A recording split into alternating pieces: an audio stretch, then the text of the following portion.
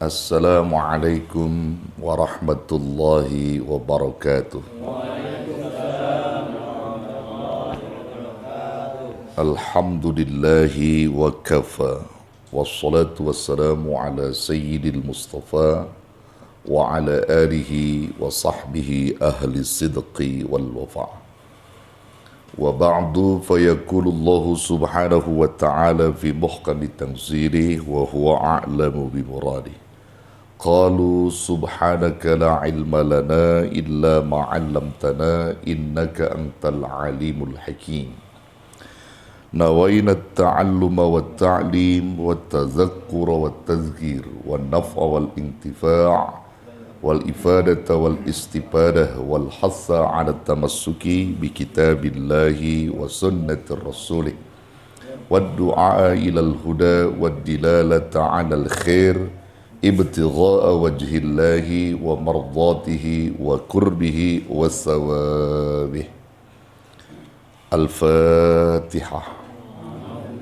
A'udzu billahi minasy syaithanir rajim. Bismillahirrahmanirrahim. Alhamdulillahi rabbil alamin. Ar-Rahmanir Rahim. Maliki yaumiddin. Iyyaka na'budu wa iyyaka nasta'in.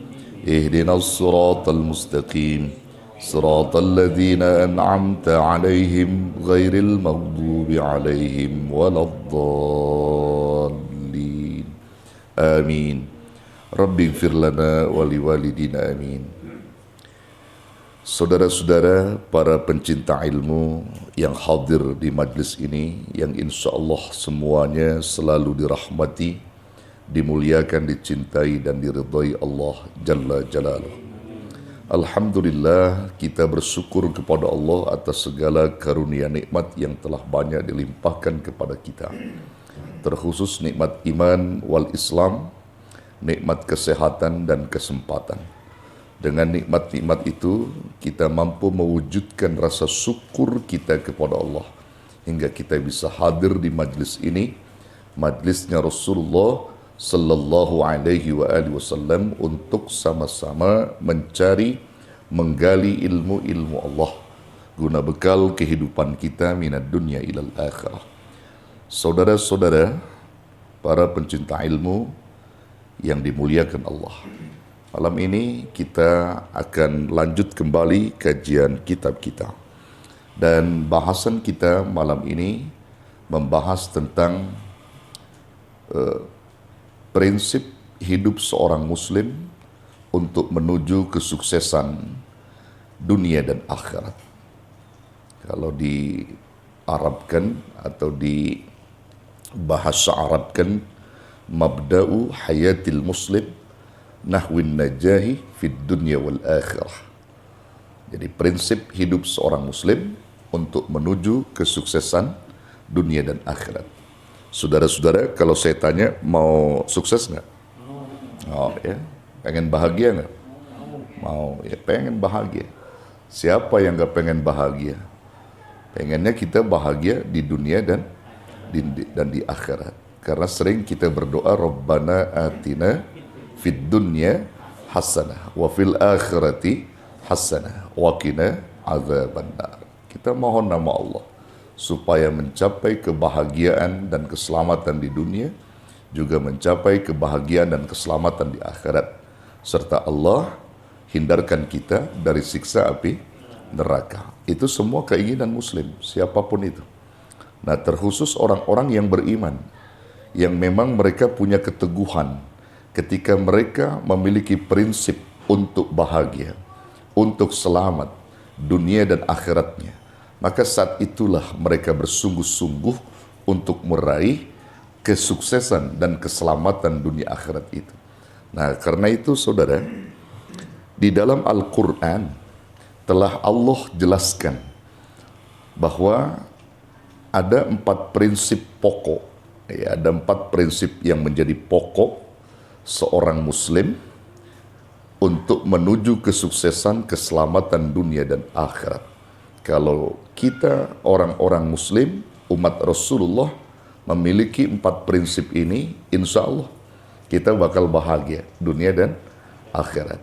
Kita lihat Di dalam Al-Quran, Allah Subhanahu wa Ta'ala berfirman, tepatnya dalam surah Al-Qasas, ayat 77, posisi surah yang ke-28. Ya, surah Al-Qasas ayat 77. A'udzu billahi minasyaitonir rajim.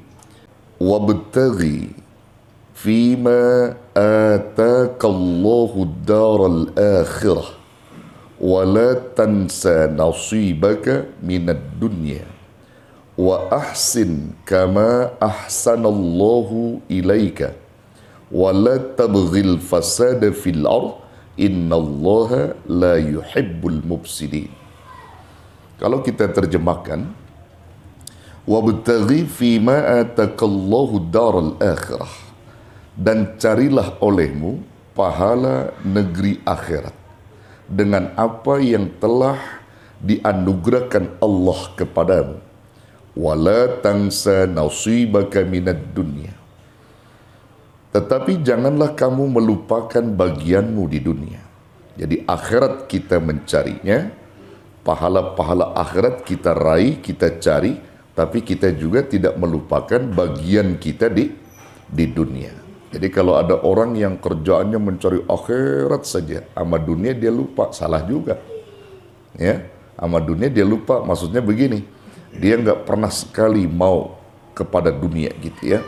Dia mau berlapar-lapar gitu ya, sama minum, makan, dia nggak mau. Karena itu dunia menurut dia. Dia kerjanya hanya puasa, kemudian akhirat saja, sampai kurus kering badannya. Nah itu salah namanya. Namanya menghukum diri. Jadi kalau kita hidup di dunia, dia cari akhirat, dia kejar akhirat, tapi dia juga tidak melupakan dunia. Nanti kita jelaskan satu persatu. Wa ahsin kama ahsanallahu ilaika, dan berbuat baiklah kamu sebagaimana Allah telah berbuat baik kepada kamu. Lalu kemudian wala tabghil fasada fil ard, dan janganlah kamu berbuat kerusakan di muka bumi ini.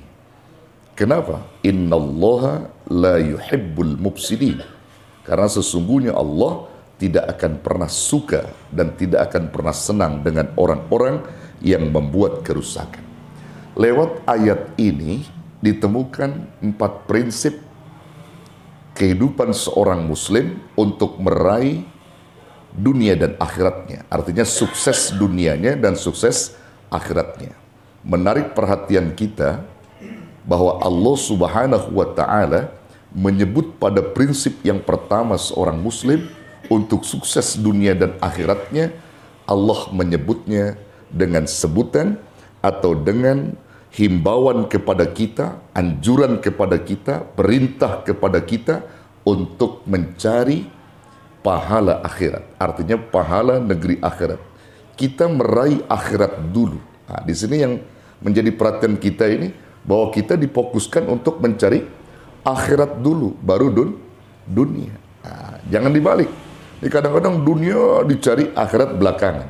Keliru. Jadi maksud Allah di sini, orang mencari akhirat diutamakan. Jadi menuju akhirat itu sebagai prinsip utama. Ya, menjadi prinsip utama seorang muslim agar sukses dunia dan akhiratnya. Jadi akhirat itu sebagai tempat tujuan awal ketika dia meraih kesuksesan. Nah, kalau saya pernah mengumpamakan kepada saudara-saudara, kalau seorang menanam rumput begitu, lalu padi tak pernah ngikut, betul? Tapi kalau orang menanam padi, rumput pasti ngikut. Itu istilahnya kiasan orang-orang yang mencari akhirat, dipastikan dunia akan didapat. Tapi ketika orang mencari dunia, akhirat tak akan pernah mungkin dia raih. Ya maksudnya dia hanya fokus kepada dunia saja, tapi akhirat dia melupakannya. Ini keliru. Jadi yang menjadi prinsip pokoknya apa? Akhirat dia utamakan. Akhirat dia utamakan untuk mencarinya. Niscaya Allah akan berikan bagian kelak di dunia. Nah, jadi prinsip pertama di sini adalah akhirat sebagai tempat tujuan awal bagi seorang muslim agar dirinya sukses atau bahagia, selamat dunia dan akhirat. Dan perlu dipahami oleh kita sekalian bahwa akhirat yang kita tuju itu merupakan tempat di mana Allah membalas segala apa yang kita perbuat. Kalau kita melakukan sesuatu tindakan-tindakan kebodohan misalnya di dunia, maka saat itu, di saat kita tidak pernah bertobat dari kebodohan itu, kita tidak pernah bertobat dari kemaksiatan itu, sampai ajal menjemput kita, dan kita akan menemukan balasan kebodohan, kejahilan, kemaksiatan yang kita lakukan di dunia. Faman ya'mal mithqala dzarratin khairan yarah wa may ya'mal mithqala dzarratin syarran yarah. Siapa orang yang melakukan amal kebaikan walaupun seberat biji zarrah, artinya biji sawi, maka niscaya dia akan melihat balasan kebaikan yang dilakukan. Dan begitu juga siapa orang yang melakukan keburukan walau seberat biji sawi itu, maka dia pun akan mendapatkan atau melihat balasan daripada keburukan itu. Makanya ketika orang meraih akhirat, dia punya prinsip kebenaran sehingga mereka tidak pernah mau melakukan tindakan-tindakan kebodohan. Misal saja ketika mereka meraih atau mencari rizki dunia, mereka tidak akan pernah mengambil rizki-rizki dunia kecuali yang halal-halal saja, kecuali yang diperintahkan Allah saja. Mereka akan menjauhkan perkara yang subhat, perkara yang haram. Kenapa? Karena tumpuan mereka adalah akhirat. Karena mereka yakin bahwa di akhirat itu sebagai tempat pembalasan akhir di mana kehidupan manusia di dunia. Ad-dunya darul amal. Dunia itu sebagai tempat beramal. Jadi kalau kita di dunia ini memang banyakin amal. Perbaiki amal, banyakin amal, itulah dunia. Sementara akhirat itu disebutkan wal akhirah darul jaza. Akhirat itu sebagai tempat pembalasannya. Jadi kalau kita sekarang ini beramal, nanti balasan kita di akhirat. Ad-dunya mazra'atul akhirah. Dunia itu sebagai ladangnya akhirat. Jadi kita bercocok tanam di dunia, maka akan mendapatkan hasil panen di akhirat. Yaitu beramal soleh maksudnya. Kita melakukan amal-amal kebaikan, maka akhirat kita akan dapatkan balasannya. Nah, orang yang menumpu hidupnya atau meraih hidupnya itu menuju pada akhirat, maka insya Allah mereka akan selalu memiliki prinsip-prinsip kebenaran, tidak akan pernah mau melakukan sesuatu yang dapat mengundang murkanya Allah Subhanahu wa Ta'ala. Saudaraku yang dirahmati Allah, masih ingat nggak kajian pagi tadi di Masjid Nurul Huda? Masih ingat? Pak Parno yang datang ya? Pak Parno hadir nggak tadi? Subuh. Bagaimana seorang mukmin ketika dia melakukan satu amaliyah kebaikan, bukan Allah tidak sayang dengan mukmin dalam konteks keduniaan ya. Di saat mereka sudah taat, mereka sudah berbakti kepada Allah, bahkan nyaris perbuatan dosa pun mereka hilangkan. Artinya mereka tidak pernah mau berbuat dosa, tapi toh kehidupan dunianya biasa-biasa saja, misalnya begitu ya. Itu bukan berarti Allah benci mereka. Tetapi justru ketika mereka berlelah-lelah dan berletih-letih di dunia dari amal solehnya, mereka hanya sedikit saja dibagikan oleh Allah dari apa yang mereka mintakan di dunia itu. Hanya sebatas saja, sedikit saja. Tetapi Allah akan balas yang besar di saat nanti berjumpa di negeri akhirat. Karena akhirat sebagai negeri balasan bagi orang-orang beriman. Alasannya apa? Allah tidak menurunkan sekaligus apa yang diminta oleh orang-orang beriman di dunia. Sebut saja, ketika orang beriman meminta setiap kali waktu zuhur, asar, maghrib, isya, subuh, belum lagi tahajudnya, belum lagi duhanya, belum lagi bacaan-bacaan Al-Qur'annya. Mereka selalu meminta Allahumma rzuqna rizqan wasi'an, halalan thayyiban, mubarakan, dan seterusnya. Anugerahkan kepada kami rizki yang banyak, yang melimpah. Tetapi toh kenyataannya ada orang-orang yang beriman tidak juga diberikan apa yang diminta setiap saat. Hanya sedikit saja yang Allah titipkan kepada mereka. Andai saja Allah berikan kepada orang-orang beriman setiap waktu-waktu sholatnya diijabah oleh Allah. Zuhur ketika meminta rizki yang melimpah, yang banyak, Allah kucurkan semua itu. Asar begitu juga, maghrib begitu juga, isya dan subuh begitu juga. Berapa banyak rizki yang melimpah ruah diberikan pada orang beriman. Tapi Allah tidak lakukan itu. Karena dunia diciptakan Allah untuk mereka, orang-orang yang ingkar kepada Allah. Kalau mereka kaya di dunia, mereka meraih kenikmatan dunia, orang-orang yang ingkar kepada Allah. Mereka memiliki gedung-gedung bertingkat, mereka memiliki banyak perusahaan-perusahaan misalnya. Mereka memiliki berbagai macam aneka ragam nikmat-nikmat dunia yang tidak bisa diukur oleh apapun, misalnya begitu. Itu bukan berarti bahwa orang beriman tidak dijadikan seperti itu, tapi itu memang diperuntukkan Allah. Dunia yang mereka tempati ini diperuntukkan bagi orang-orang yang ingkar, tetapi justru akhirat diciptakan Allah untuk orang-orang beriman. Subhanallah. Karena balasan itu nanti akan dilimpahkan Allah kepada orang-orang beriman yang sudah lelah dan letih dalam beribadah. Kuncinya orang-orang itu dalam hal ini beriman kepada Allah, mereka tidak pernah merasa ngeluh dan merasa capek dalam soal ibadah. Mereka teguh pendirian, istiqomah dalam taat, istiqomah dalam ibadah, istiqomah di dalam menjalankan kebaikan. Niscaya dia akan raih yang namanya hasil balasan pahala di akhirat.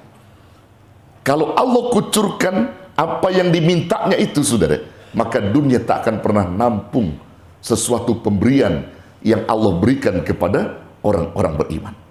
Karena inti poinnya, saudara, bahwa orang beriman ketika dia istiqomah dalam taat, Allah akan berikan balasan berupa surga yang luasnya,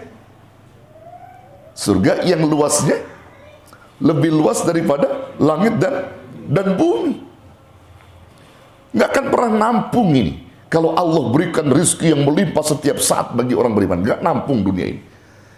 Maka tadi pagi kita bahas bagaimana Syekh Al-Imam Ibnu Atha'illah rahimahullahu ta'ala telah menuturkan di dalam kitabnya. Apa kata beliau? Innamad daral akhirata mahallan li jazai ibadihil mu'minin. Sesungguhnya negeri akhirat itu sebagai negeri atau sebagai balasan li jazai, untuk membalas ibadihil mu'minin, hamba-hambanya yang beriman. Jadi negeri akhirat itu diciptakan Allah sebagai negeri pembalasan bagi amalia orang-orang beriman. Ini yang perlu dicatat oleh kita supaya kita paham.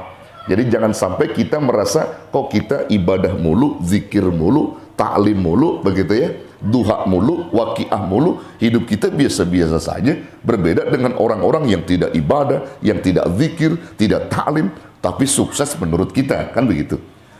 Kita nggak pernah paham bahwa kita pun sebenarnya sudah disukseskan oleh Allah Subhanahu wa Ta'ala. Dikala kita sudah bisa taat kepada Allah, itu bentuk kesuksesan yang sebenarnya diraih oleh orang-orang beriman.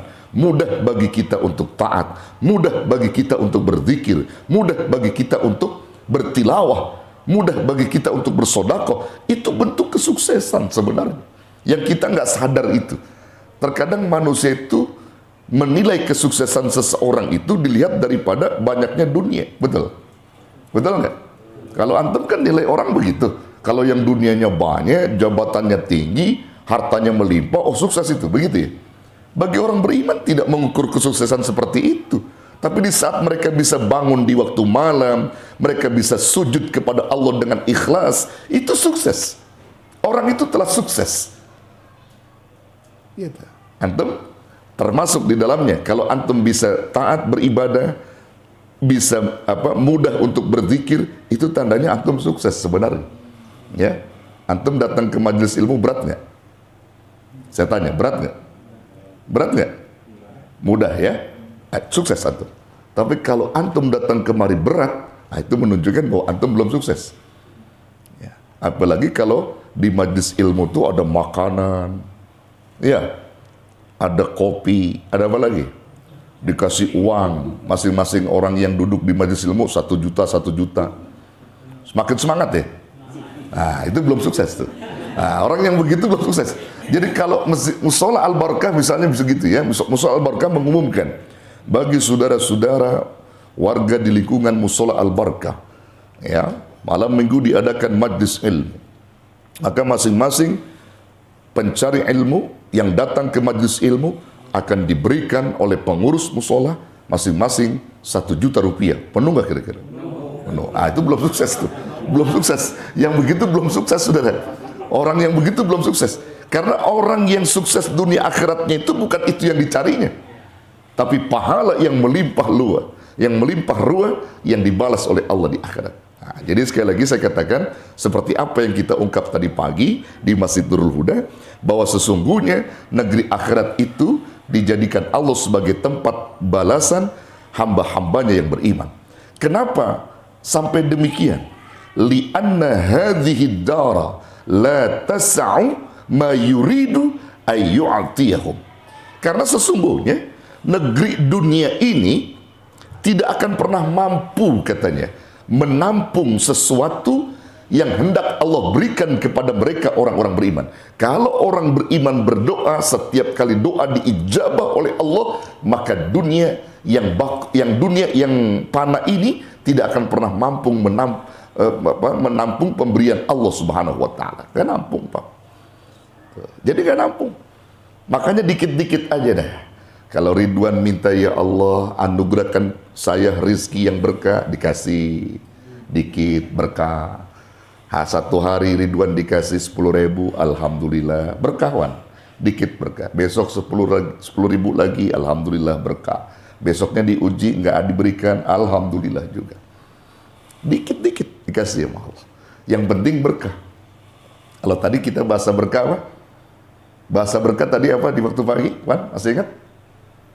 Dicukupkan oleh Allah. Tuh, jadi dicukupkan oleh Allah. Orang beriman ketika Allah berikan apa yang dimintanya hanya sebatas saja diberikan nama Allah, karena Allah Subhanahu wa taala paham dunia yang panah ini tak akan pernah mampu menampung pemberian jika Allah memberikan kepada orang-orang beriman apa yang dimintanya. Bahkan tidak cukup di situ, tidak cukup sampai di situ.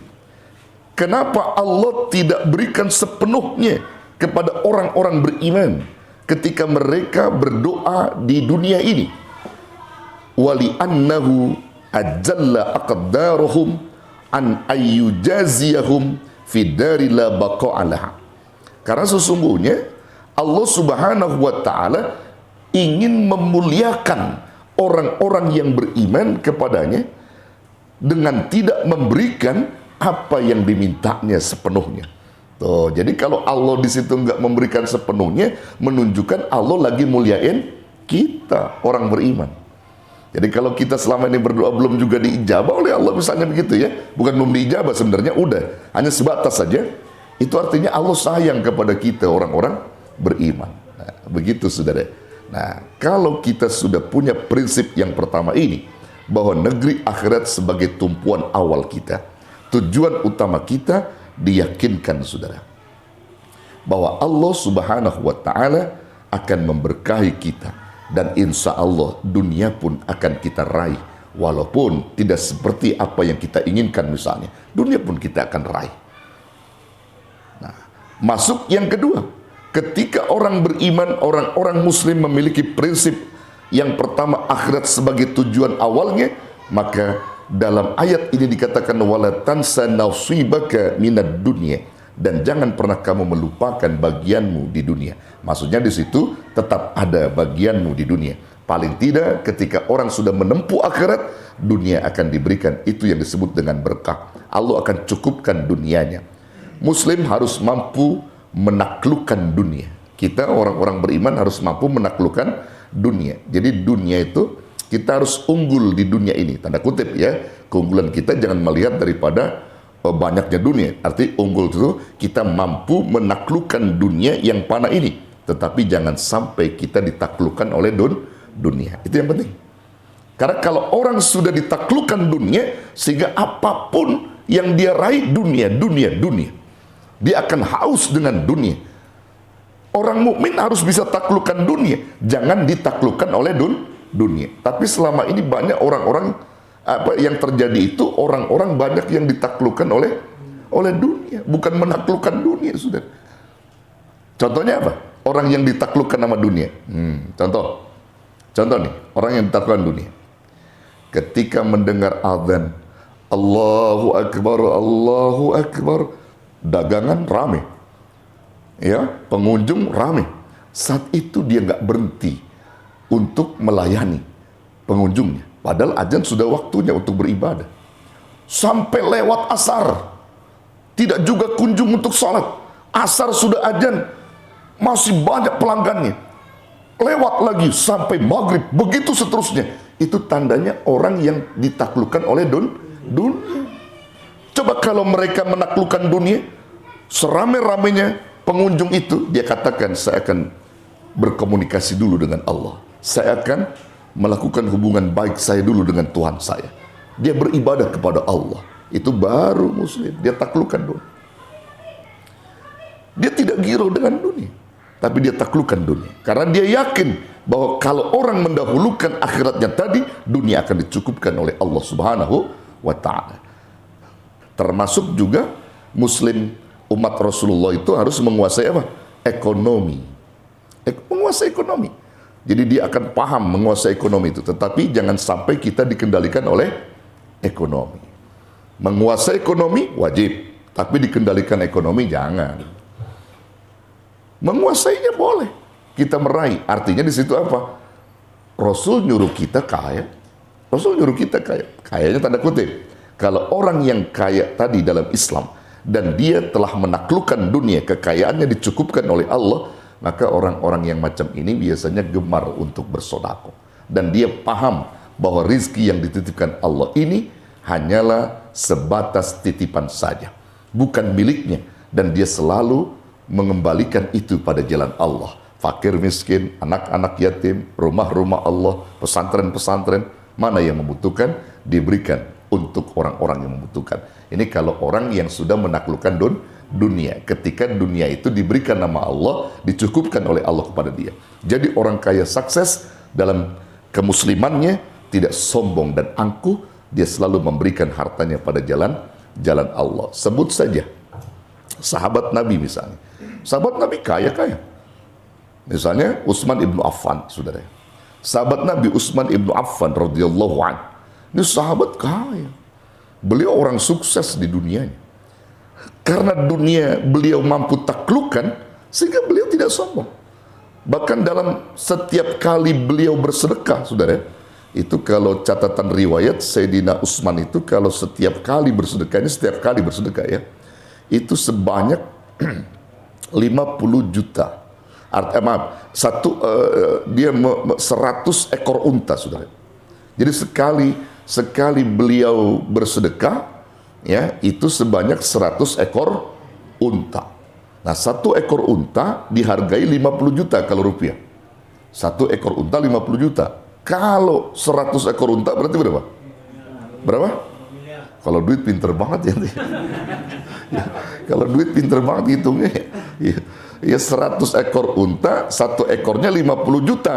Maka kalau dirupiahkan jumlahnya menjadi 5 miliar. Tuh ya, 5 miliar Pak. Itu setiap kali sedekah 5 miliar. Bayangkan saudara. Jadi Sayyidina Utsman itu, dia mampu menaklukkan dunia ini. Sehingga dia mampu bersedekah pada jalan Allah setiap harinya tidak kurang dari 5 miliar saudara. 100 ekor unta, bayangkan.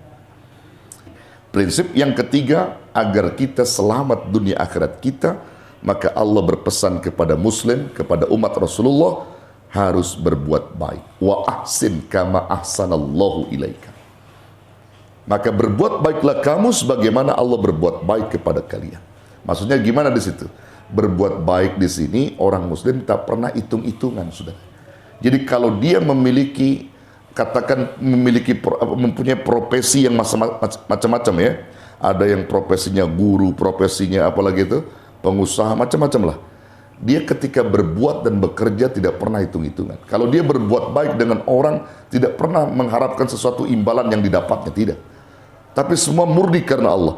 Yang dikatakan berbuat baiklah kamu sebagaimana Allah berbuat baik pada kalian. Itu artinya Allah sendiri berbuat baik kepada makhluknya, tak pernah menghitung-hitung kebaikannya. Betul? Allah memberikan napas kepada kita, apakah Allah menghitung untuk dibalas? Tidak. Allah memberikan kita kesehatan, apakah Allah menghitung kesehatan kita yang diberikan oleh Allah lalu kemudian Allah meminta bayaran? Tidak. Kita pun sebagai makhluk dalam hal ini berbuat baik kepada sesamamu, jangan pernah kau hitung-hitungkan di dalam kebaikan yang telah kau lakukan. Nah, ini yang sering saya katakan, seringkali orang membangkit-bangkit kebaikan yang sudah dia berikan, itu akan nihil di mata Allah, kosong. Ya. Nah, kemudian prinsip yang keempat lewat ayat ini, wala tabghil fasada fil ard innallaha la yuhibbul mufsidin. Satu bentuk larangan Allah. Prinsip yang keempat, bahwa menjadi seorang muslim yang akan disukseskan Allah dunia dan akhiratnya, jangan pernah membuat kerusakan di muka bumi ini. Karena sesungguhnya Allah tidak pernah suka kepada orang-orang yang berbuat kerusakan. Nah, tolong dicatat saudara. Ya, jangan buat kerusakan. Yang perlu dipahami kerusakan macam apa dalam hal ini. Saya ingin bacakan satu ayat, yaitu dalam surah Ar-Rum ayat 41. Apa kata Allah? Wa qala ta'ala, "Dhaharal fasadu fil barri wal bahri bima kasabat aydin nas liyudhiqahum ba'dal ladzi amilu la'allahum yarji'un." Dhaharal fasadu fil barri wal bahri, telah tampak kerusakan di daratan dan di lautan, bima kasabat aydin nas, disebabkan karena perbuatan tangan-tangan manusia. Liyudhiqahum ba'dal ladzi amilu la'allahum yarji'un. Ketika Allah Subhanahu wa ta'ala menghendaki agar mereka merasakan sebagian dari akibat perbuatan mereka. Maksudnya, di saat kerusakan itu tampak di daratan dan di lautan, maka ada akibatnya. Misalnya banjir, kemudian apa lagi? Tanah longsor, apa lagi? Gempa, apa lagi? Banyak musibah-musibah terjadi. Karena perbuatan tangan manusia itu. Di saat itu biar manusia merasakan akibat perbuatannya tadi. Yang tujuannya apa? Agar mereka dapat kembali kepada Allah, kepada jalan yang benar. Dia taubat pada Allah, jangan mengulangi lagi. Tapi kalau dia terus mengulangi kerusakan berikutnya, ini akan menimpa azab pada mereka dari Allah Subhanahu wa ta'ala. Yang perlu dicatat oleh kita bahwa ayat ini ketika sahabat Nabi yang bernama Abu Bakar As-Siddiq radhiyallahu an pernah menafsirkan ayat ini, beliau menyebutkan bahwa kerusakan di daratan itu adalah kerusakan lisan manusia, dan kerusakan lautan itu ditafsirkan oleh Abu Bakar As-Siddiq radhiyallahu an adalah kerusakan hati manusia. Jadi ketika manusia secara zahir memang mereka tidak merusak bumi ini, mereka tidak merusak hutan ini, misalnya begitu. Mereka tidak merusak lagi semua perkarangan-perkarangan yang ada di bumi, dan mereka juga tidak merusak lautan misalnya. Secara zahir begitu. Tapi ketika lisan mereka rusak, selalu menggibah, selalu memfitnah, selalu menggunjing, selalu menebar isu-isu yang tidak benar, misalnya begitu. Maka itu juga termasuk kerusakan yang dilakukan oleh mereka. Dan ketika mereka merusak lautan, adalah hati dia. Dia dengki dengan orang, dia hasad dengan orang, dia selalu ria, takabur, ujub. Itu juga kerusakan di lautan. Jadi ketika semakin banyak manusia dalam hal ini lidahnya rusak, lisannya rusak, bahkan lisannya kotor, tidak lagi pernah mau menyebut nama Allah, tapi justru mereka melakukan fitnah-fitnah keji, melakukan ghibah, maka itu menunjukkan mereka telah membuat kerusakan di muka bumi ini. Dan di saat hatinya membenci banyak orang, hatinya hasad, dengki dengan orang, ghibah, ria, dan seterusnya, maka itu pun hakikatnya mereka telah merusak di lautan. Jadi 4 prinsip tadi itu akan memberikan kesuksesan dunia dan akhirat bagi kita, insya Allah.